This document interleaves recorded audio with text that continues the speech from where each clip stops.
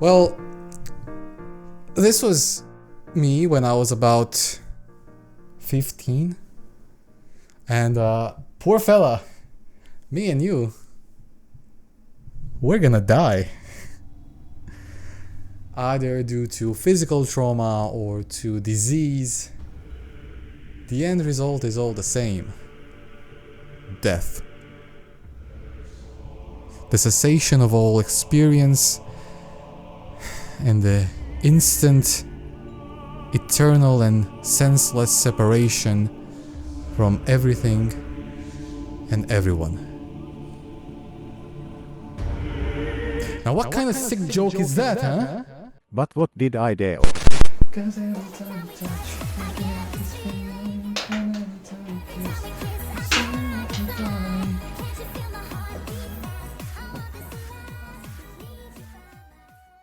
And listen, I can't really promise you that whatever I will say in this video will help you, because how could I really know? All to say, it could. Let me know if it does. I'll see you in the comments. As far as I'm concerned, I've been plagued by death anxiety for the past 15 years.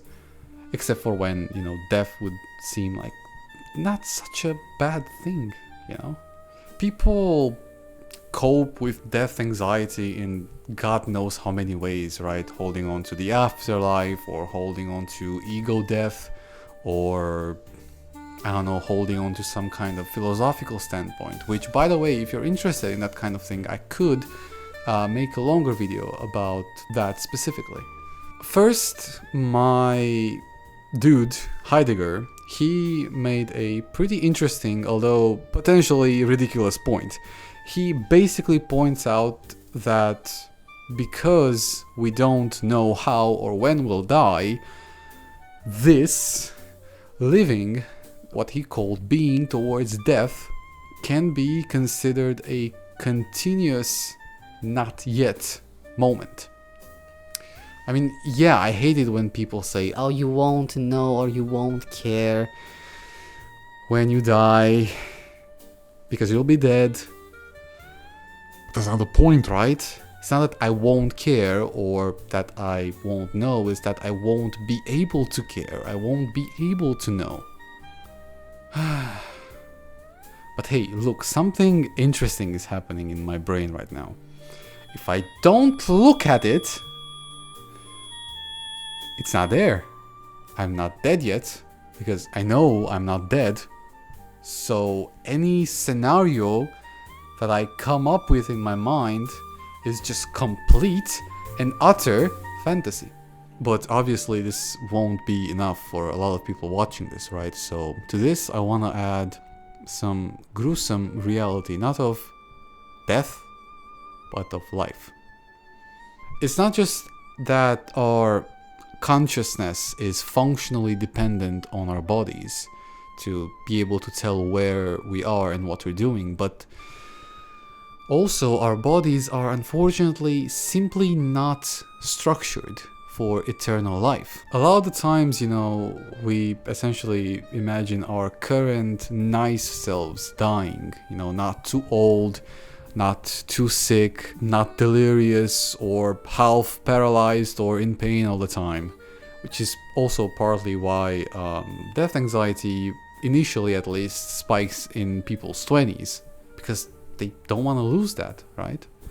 I don't want to be too cruel when I say this, because I've myself been through death anxiety very recently, actually.